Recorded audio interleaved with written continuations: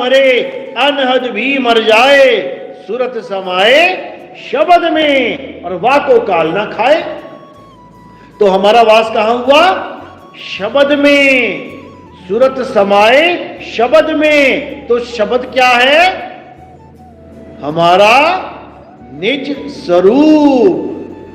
हमारा निज स्वरूप ही शब्द है। अपने निज स्वरूप में ही समाना है। तो सतलोक कहां गया? ये अलख लोक कहां गया? ये अनामी लोक कहां चला गया? अभी भी समझ लो, कोई अलख लोक नहीं, कोई अनामी लोक नहीं, कोई सतलोक नहीं।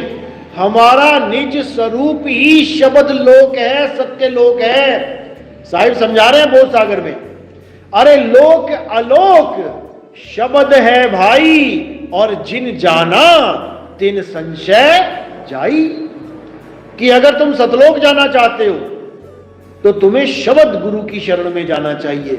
शब्द ही सतलोक है, शब्द ही अलख लोक है, शब्द ही अनामी लोक है। वो शब्द के पर्यायवाची नाम हैं, क्योंकि हमने शब्द में ही समाना है। जो गुरु शब्द देता है उसी में चेला समाता है। देखो साहिब क्या कह रहे हैं, रहना नहीं देश बेगाना है। अभी इस देश में रहते हम लोग बेगाना है। अरे ये धरती कागज की पुड़िया, बूंद पड़े घुल जाना है। ये संसार झाड़ और झाखड़, अरे उलझ पुलझ मर जाना है। कहे कबीर सुनो भाई साधो, सतगुरु नाम ठिकाना है। नाम कोई मंत्र नहीं है कि नाम कोई मंत्र है, गुरुजी ने नाम मंत्र दे दिया, मैं जप रहा हूं राधे राधे राधे राधे, राम राम राम राम, अल्लाह अल्लाह अल्लाह, वाहिगुरु वाहिगुरु वाहिगुरु। ये नहीं है नाम कि कोई कहे ओम कलियम हरियम शरियम ज्योत निरंजन ओंकार आरंकार सो सतपुरुष अकाल मूर्त शब्द स्वरूपी राम ओम तत्सत, ये वो, ये नहीं है राम। कोई कहे सोंग सोंग ओम ओम, लगे हुए सारे नाम जपने में, ये नहीं है नाम। सतगुरु नाम ठिकाना है, यानी नाम वो वस्तु है जिसमें तुम्हारी सूरत रम जाएगी, समा जाएगी, तभी तुम्हारी मुक्ति होगी, तभी काल भगवान से तुम्हारा पीछा छूटेगा। नहीं तो ये काल किसी को छोड़ने वाला नहीं। अरे ब्रह्मा विष्णु महेश जी को नहीं छोड़ा इस काल ने। उनकी पत्नी को काल ग्रास गया, शंकर जी जीवित नहीं कर पाए। महामृत्युंजय मंत्र उनके पास है, तब भी जीवित नहीं कर पाए। विष्णु जी प्रकट हुए, विष्णु जी भी जीवित नहीं कर पाए। तो क्या किया? हार के 9 टुकड़े कर दिए माता के। क्यों किए? क्योंकि शंकर जी अपना काम ही भूल गए करना। माता को, सती माता को कंधे पे उठा के घूम रहे हैं और अपना जो संहार का कार्य है वही भूल गए, शोक में चले गए। तो विष्णु जी आए, बोले ये तो सृष्टि खत्म हो जाएगी ऐसे, ये शंकर जी तो अपना कार्य कर ही नहीं रहे हैं, और माता के 9 टुकड़े कर दिए। जीवित भी तो कर सकते थे, लेकिन नहीं कर पाए। क्यों? क्योंकि जब तक इस सृष्टि का मालिक नहीं चाहता, तब तक ना तो किसी की मृत्यु होती है, ना ही कोई जीवित हो सकता है। गणेश जी को जीवित कर दिया, गर्दन कटी हुई थी फिर भी कर दिया, लेकिन अपनी धर्म पत्नी को नहीं कर पाए। इसके पीछे बहुत गहरा राज है, अभी समझ में नहीं आएगा। जब गहराई से जानोगे कि आखिर ये सृष्टि रचना हो कैसे रही है, आखिर कौन है जो कुल का मालिक है, ये काल कौन है, ये 3 गुण कौन है, ये माया कौन है, तब समझ में आएगा सारा खेल। तो साहिब समझा रहे हैं, अक्षर पुरुष एक पेड़ है और निरंजन वाकी डार, ये 3 लोक शाखा भय, 3 देव शाखा भय और पात रूप संसार। इसी बीजक के दोहे में पूरी सृष्टि रचना है, लेकिन कोई इसको समझ नहीं पा रहा। जो बीजक पढ़ रहे हैं, जो बीजक के ग्रंथ वाचन कर रहे हैं, वो भी इस दोहे को नहीं समझ पा रहे हैं। और उन्होंने क्या कर दिया? उन्होंने उस कुल मालिक सार शब्द को ही किनारे कर दिया। आज बीजक पढ़ने वाले पारक सिद्धांत के जितने महात्मा आपको मिलेंगे, वो सब क्या बोलेंगे कि सार शब्द नाम की कोई चीज नहीं होती, जबकि बीजक सार शब्द की महिमा गा रहा है। पूरा बीजक अलग रख दो और केवल एक लाइन अलग रख दो। अगर उस एक लाइन को तुमने समझ लिया तो पूरे बीजक को पढ़ने की जरूरत ही नहीं रहेगी। क्योंकि बीजक का सार है वो। क्या सार है? सार शब्द गही बाची हो, मानो ऐतबारा हो, अक्षर पुरुषिक पेड़ निरंजन वाकी डारा हो। बचने का इंतजाम बताया जा रहा है। कोई भी ग्रंथ हम क्यों पढ़ते हैं? ताकि हम भवसागर से पार हो जाए। कोई गीता पढ़ रहा है क्यों? ताकि हम भवसागर से पार हो जाए। कोई कुरान पढ़ रहा है क्यों? ताकि हम भवसागर से पार हो जाए। कोई वेद पढ़ रहा है क्यों? क्योंकि हम भवसागर से पार हो जाए। कोई गुरु ग्रंथ साहब पढ़ रहा है क्यों? ताकि हम जन्म मरण से मुक्त होके भवसागर से पार हो जाए। कोई बाइबल पढ़ रहा है तो क्यों? क्योंकि वो इस संसार सागर से मुक्त होकर अपने मालिक की शरण में चला जाए। इसीलिए तो पढ़ा जा रहा है। लेकिन जो असली बात है, जिससे तुम इस भवसागर से निकलोगे, काल जाल से बचोगे, हम उसी लाइनों को अगर डिनाई कर दें, फेंक दें, हम समझे ही ना, तो हमारा कल्याण होने वाला नहीं है। तो बीजक ग्रंथ हमें बिल्कुल सटीक वाणी से समझा रहा है कि अगर बचना है तो सार शब्द को जान लो। Water bottle, lunch box. सार शब्द गही बाची हो। अब बाची हो लिखा है यानी बचोगे उससे, तो हमें मार कौन रहा है? बचना है किससे? पहले तो यह जानना पड़ेगा। और अगर कोई मार रहा है तो बचेंगे कैसे? सार शब्द से। तो ये सार शब्द क्या चीज है? जैसे बाहर गोलियां चल रही हैं, अब तुमने जाना भी है सड़क पार करके, कैसे जाओगे? तुम बुलेट प्रूफ कार में बैठ के जा सकते हो, बुलेट प्रूफ जैकेट पहन के जा सकते हो, सारे कपड़े पहन के जा सकते हो। गोलियां चल भी रही हैं तब भी तुम्हें नहीं लगेंगी। अब कोई कहे कि बुलेट प्रूफ कार कुछ नहीं होती, बुलेट प्रूफ जैकेट कुछ नहीं होती, तो उससे बड़ा मूर्ख इस संसार में कोई नहीं है। क्योंकि बीजक में यही एक शब्द है जो तुम्हें बचने का संकेत कर रहा है। और बचना कैसे है, उस वस्तु का भी ज्ञान दे रहा है। लेकिन इन नादानों को ऐसा कोई गुरु ही नहीं मिला जो सार शब्द का भेद समझा दे। समझ लो, सार शब्द क्या है? जिसे कोई गोली नहीं लग सकती। सार शब्द क्या है? जिसे अग्नि जला नहीं सकती। सार शब्द क्या है? जिसे वायु सुखा नहीं सकती। सार शब्द क्या है? जिसे जल भिगो नहीं सकता। सार शब्द क्या है? जिसका कभी नाश हो नहीं सकता। और वो सार शब्द क्या है? वो तुम्हारा शुद्ध स्वरूप है, जिसको सतनाम कहते हैं, सच्चा नाम। तुम्हारा स्वरूप ही सतनाम है। अरे सत्य नाम कोई नाम नहीं, ये जपने वाला नाम नहीं है, ये है आपन रूप। और जो जाने इस भेद को पावे आप स्वरूप। जो सतनाम को जान लेता है वो अपने स्वरूप को प्राप्त कर लेता है। और उसका स्वरूप क्या है? सार शब्द ही उसका स्वरूप है। समझ लो अच्छे से, सार शब्द ही उसका स्वरूप है। उसी सार शब्द को सतनाम कहते हैं। पढ़ो कबीर सागर, पहली लाइन क्या लिखी है? अरे सत्य नाम है सार, बूझो संत विवेक करी, और उतरो भवजल पार, सतगुरु का उपदेश यही। जो बीजक में लिखा है सार शब्द गही बाची हो, वही कबीर सागर में लिखा है उतरो भवजल पार। किससे? सत्य नाम है सार। आज कबीर मूल गादी पे चले जाओ तुम। कबीर मूल गादी जो कबीर साहब का वो स्थान है जहां पर कबीर साहब ने पूरा जीवन बिताया, उस मूल गादी पे जो महात्मा लोग बैठे हुए हैं, आप उनसे जाके पूछोगे कि क्या कबीर साहब सतनाम का प्रचार करते थे, वो एकदम झटक के बोल देंगे आपको कि सतनाम कोई नाम ही नहीं है, झूठ है ये सब। कबीर साहब तो राम नाम का प्रचार करते थे।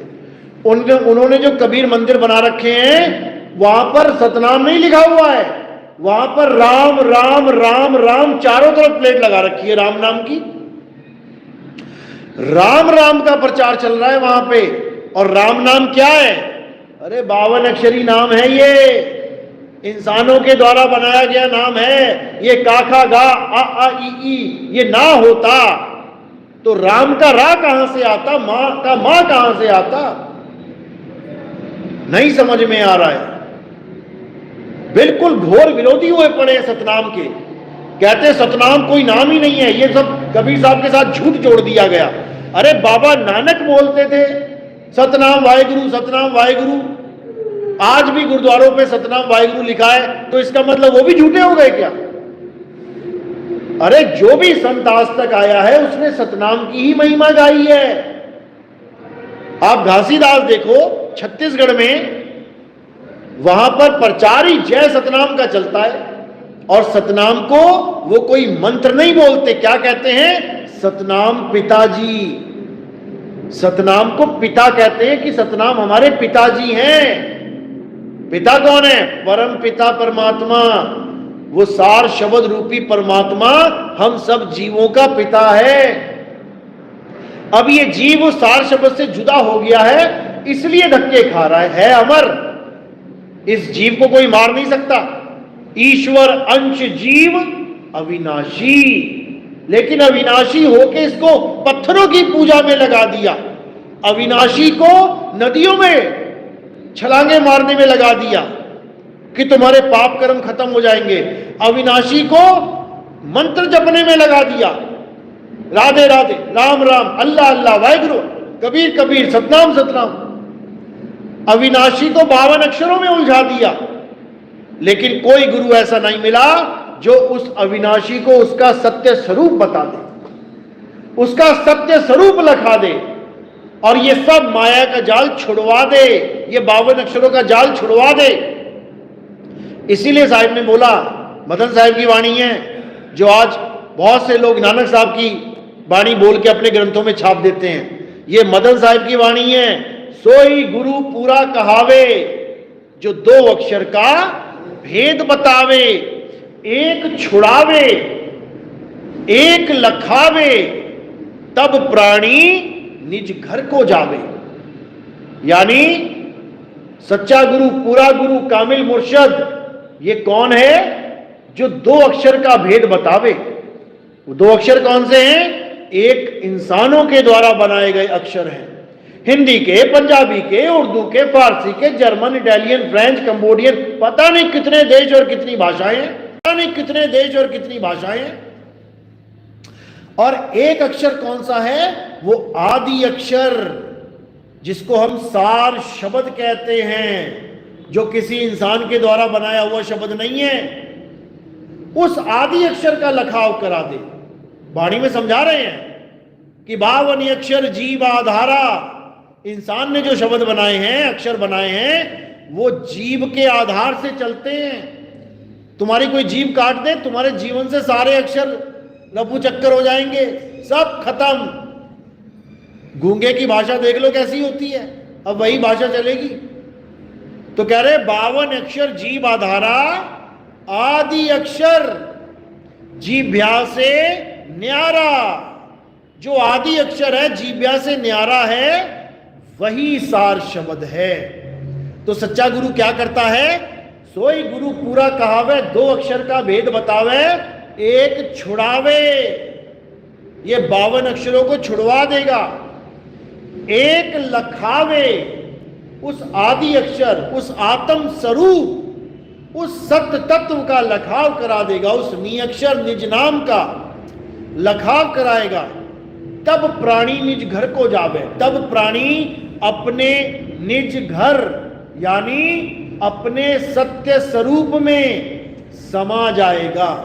कैसे समाएगा? जैसे कुरुम यानी कछुआ अपने आप में समा जाता है, वो ना कहीं आता है ना कहीं जाता है। एक कछुआ जा रहा है आराम से, एकदम उसके सामने कुत्ता आ जाए, भौंकने लगे, काटने लगे, तो क्या करेगा? वो कहीं नहीं जाएगा, कहीं नहीं भागेगा। वो जहां पर भी माया जाल में है, चाहे कहीं भी खड़ा है, खेत में है, सड़क में है, छत पे है, आंगन में है, इस पूरे संसार में जहां पर भी है, वहीं से अपनी सूरत को यानी अपने अंगों को समेट के अपने अंदर समा लेगा। अब कछुए का उदाहरण इसलिए दिया जा रहा है क्योंकि कछुआ ही एक ऐसा जीव है जो अपने सारे अंगों को अपने अंदर समेट सकता है। लेकिन इसी कछुए का जो उदाहरण है वो सूरत के ऊपर लागू होता है। क्यों? क्योंकि सूरत भी अपने आप को समेट के शब्द में स्थिर कर सकती है। इसीलिए परमात्मा का पहला पुत्र कुरुम अवतार बोला गया है, कुरुम बोला गया है। अब कुरुम का मतलब ये नहीं कि कछुआ है, तुम कछुए की फोटो बना बना के मजाक उड़ाओ, ये कछुआ ज्ञान है, कछुआ ज्ञान है। तुम कभी फोटो बना ही नहीं सकते 16 पुत्रों की, और जो फोटो बना रहा है परमात्मा के 16 पुत्रों की वो महामूर्ख है, क्योंकि 16 गुण हैं। तुम गुण की फोटो नहीं बना सकते। प्रेम एक गुण है, बना के दिखाओ फोटो प्रेम की। सत्य स्वभाव एक गुण है, बना के दिखाओ जरा। संतोष एक गुण है, बना के दिखाओ संतोष की फोटो।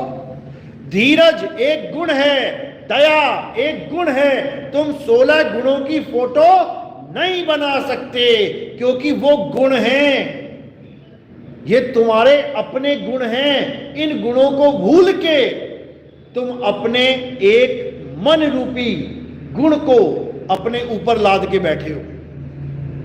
यानी मन भी तुम्हारा ही गुण है, तुम ही से पैदा है। अक्षर पुरुष एक पेड़ है, निरंजन वाकी डार, निरंजन ही मन है। किसका पुत्र है?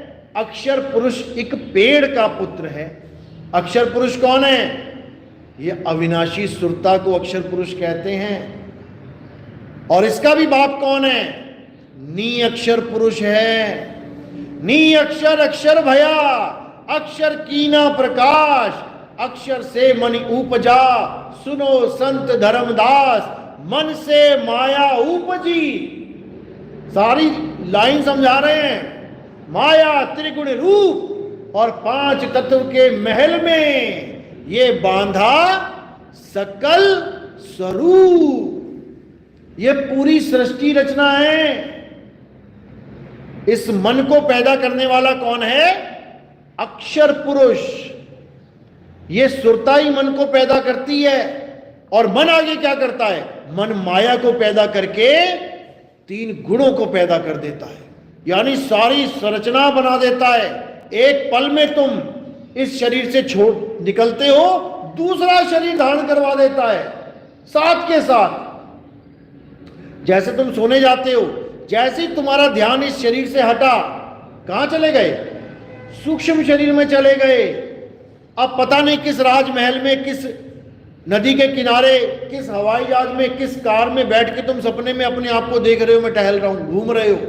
माता मिल गई, पिता मिल गया, भाई बहन मिल गए, यार दोस्त मिल गए, सब सपनों में मिल रहे हैं। ये सब मन और माया की रचना है। एक सेकंड में अनंत ब्रह्मांड बना देता है ये मन, अनंत ब्रह्मांड। तुम एक बार सोचो तो सही कि मैंने कहां रहना है, वैसा ही डिट्टो बना देगा सारा सिस्टम। याद रखना इस बात को। जैसी तुम्हारी सोच होगी वैसी सृष्टि बना देगा ये साथ के साथ। इतना पावरफुल है ये मन। इसीलिए इसे 3 लोक का मालिक बोला जाता है। 3 लोक का मालिक ये मन ही है, निरंजन है ये, अलख निरंजन कहते हैं इसे।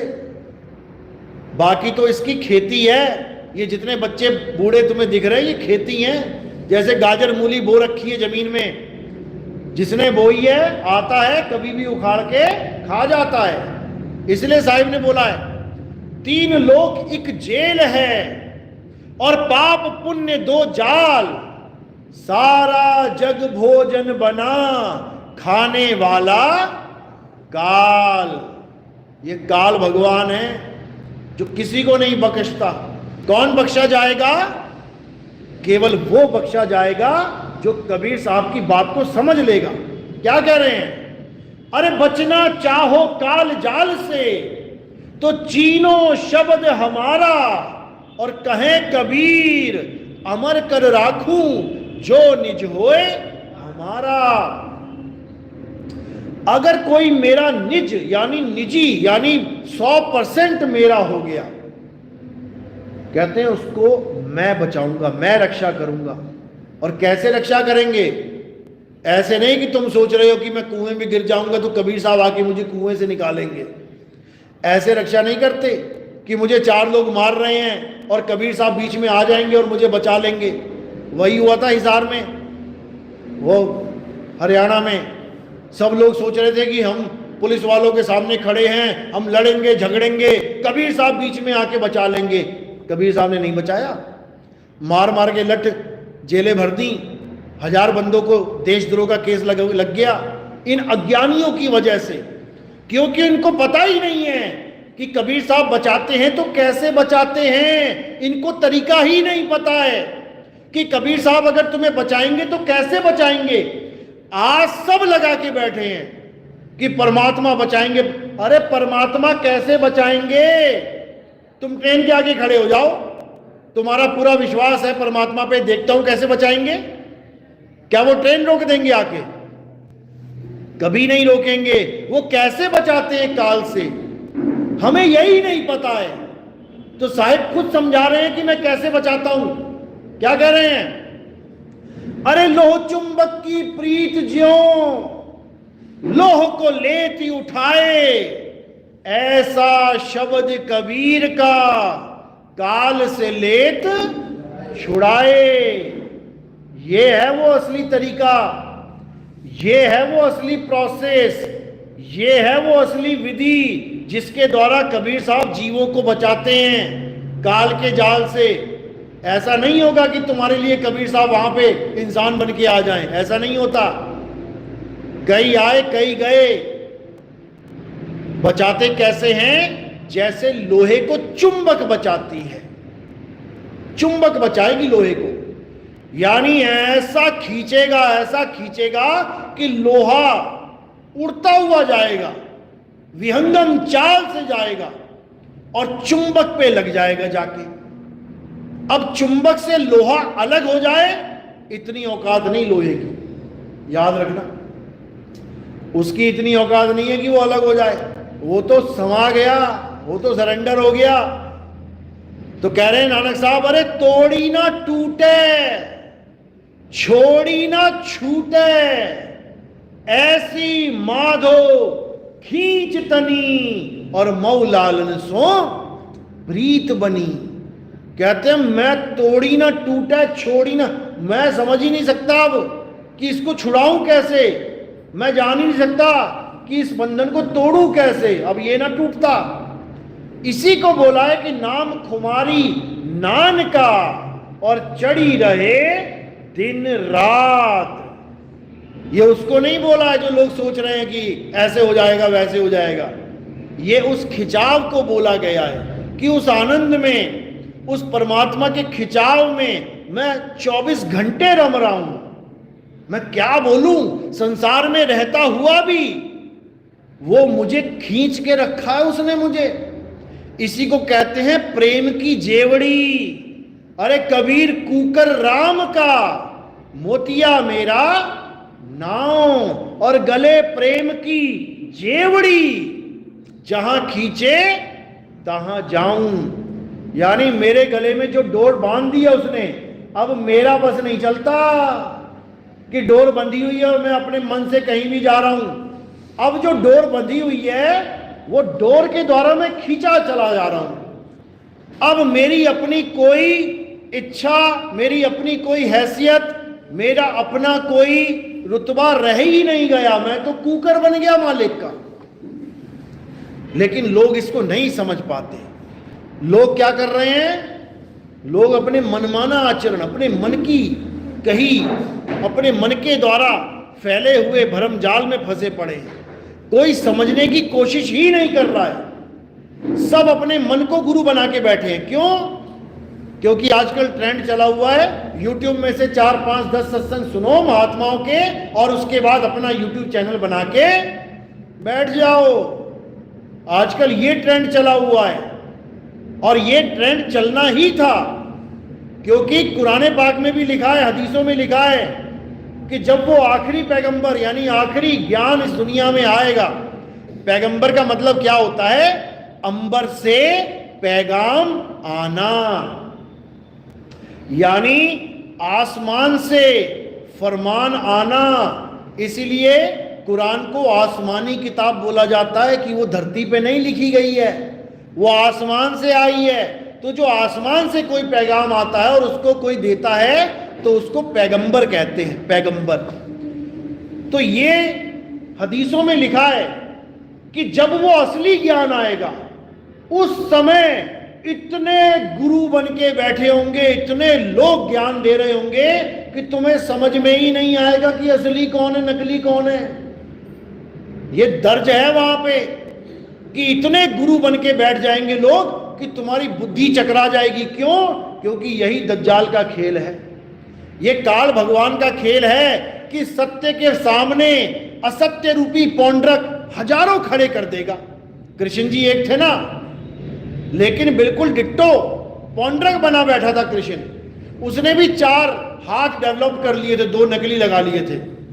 उसमें गदा पकड़ ली, शंख पकड़ लिया, कमल का फूल पकड़ लिया, आशीर्वाद भी दे रहा है। लेकिन पौंड्रक कभी कृष्ण नहीं हो सकता। पौंड्रक पकड़ा जाएगा, नकली माल पकड़ा जाएगा। भले तुम किसी साहूकार के यहां से असली ब्रांडेड माल चोरी करके ले आओ, लेकिन तुम दुकान खोल के बैठोगे तो साहूकार नहीं कहलाओगे। क्या कहलाओगे? चोर, चोरी कहलाओगे। और आज YouTube पे हमारा ज्ञान सुन सुन के, इस मूल ज्ञान को सुन सुन के हजारों लाखों चोर बने बैठे हैं जो इस ज्ञान को बेचने की कोशिश करेंगे। लेकिन जो मालिक का विवेकी हंस होगा वो उनसे पहला ही सवाल ये दागेगा कि तुम्हारा गुरु कौन है, यानी तुम ये माल कहां से लेके आए हो भाई, कहीं चोरी का तो नहीं है। आज तुम एक मोबाइल लेने जाते हो किसी भी दुकान पे तो पहले क्या मांगते हो? सेकेंड हैंड मोबाइल वाली दुकान हो ना, और दुकानदार तुम्हें कहे जी मोबाइल है पर इसका बिल नहीं है, तुम क्या क्या कहोगे? भैया ये जोड़े हाथ, पता लगा इसी मोबाइल से कोई कांड करके आया है, कोई कत्ल करके आया है, इसका EMI नंबर पुलिस वालों के पास है और मैं अपनी सिम डालूं और सीधे ट्रैक हो जाए और मैं जेल चला जाऊं। भैया ये जोड़े हाथ, मुझे तुम्हारा मोबाइल नहीं चाहिए। समझ लो, इसी प्रकार जो भी YouTube पे बैठे हुए गुरु घंटाल, आप केवल उससे सवाल पूछो कि आपका गुरु कौन है, ये ज्ञान आपको किसने दिया है। जो अपने गुरु का नाम नहीं बता पाएगा, समझ जाना वो चोर है। वो चोरी का माल लेके आया है, और चोरी का माल बेचना और चोरी का माल खरीदना ये दोनों जुर्म हैं, कानूनी जुर्म है। इसी प्रकार निगुरे को गुरु बनाना और निगुरा ही यहां से मर जाना, ये दोनों ही क्या है? ये फूटी किस्मत है, ये महा फूटी किस्मत है ये, जो निगुरे को गुरु बना के बैठा है, जिसको खुद नहीं पता कि मैं करने क्या आया हूं इस दुनिया में, उसको गुरु बना के बैठा है। क्यों? क्योंकि उसने 5, 10, 15, 20 लोगों के सत्संग सुन लिए, अब खिचड़ी बनाने में लगा हुआ है, अब जुबानी जमा खर्ची में लगा हुआ है, अब थूक को बिलोने में लगा हुआ है। इसको थूक बिलोना कहते हैं। एक होता है दूध बिलोना, एक होता है थूक बिलोना। दूध बिलोना कहते हैं अनुभव ज्ञान को, जिसमें तुम्हारी अवस्था बदल जाती है। दूध बिलोगे तो क्या होगा? दूध से दही, दही से मक्खन, मक्खन से घी हो जाएगा। और थूक बिलोना, जितना मर्जी बिलोते रहो भैया, थूक में थूक ही निकलेगा, इससे ज्यादा कुछ नहीं हो सकता। और जितने भी थूक बिलो रहे हैं, ये सब अपनी बारी का इंतजार करो, काल भगवान आने वाला है। याद रखना, यहां पर थोड़ी सी वाहवाही कि कमेंट्स में आ जाए, वाह गुरु जी क्या ज्ञान दिया है, इससे कुछ होने वाला नहीं है। जब वो आएगा तो तुम्हारी हालत खराब हो जाएगी, तुम्हारे पैर कांपने लग जाएंगे, तुम्हारे प्राण गले में आ जाएंगे। अब तुम YouTube नहीं देखोगे कि भैया बचाओ मुझे, अब परमात्मा से अरदास करोगे कि मुझे बचाओ। और परमात्मा का ये नियम है कि बिन गुरु ज्ञान ना उपजे, बिन गुरु मिले ना मोक्ष, बिन गुरु लखे ना सत्य को, बिन गुरु कटे ना दोष। ये परमात्मा का नियम है। और जो परमात्मा के नियम पे नहीं चलता वो निगुरा अपराधी हो जाता है। साहिब कह रहे हैं कबीर निगुरा ना मिले, अरे पापी मिले हजार, एक निगुरे के सिर पे लख पापों का भार। इतनी बड़ी लानत दी है कबीर साहब ने इन निगुरा लोगों को। और जो ये हमारे सत्संग सुन सुन के कहते हैं कि हमें ज्ञान कैसे हुआ, आओ हम तुम्हें बताते हैं कैसे हुआ भैया। तो कहते हैं जैसे जंगल में गाय का बछड़ा आया, पैदा हुआ, अब उसको कौन ज्ञान दे रहा है कि दूध कहां है, हमसे ही सुना है। मतलब निगुरा भी हमारी कॉपी करके गुरु बनने की कोशिश में है। कमाल हो गई। अरे कोई उदाहरण ही अपना दे देते, अगर तुम इतने विवेकी हो तो।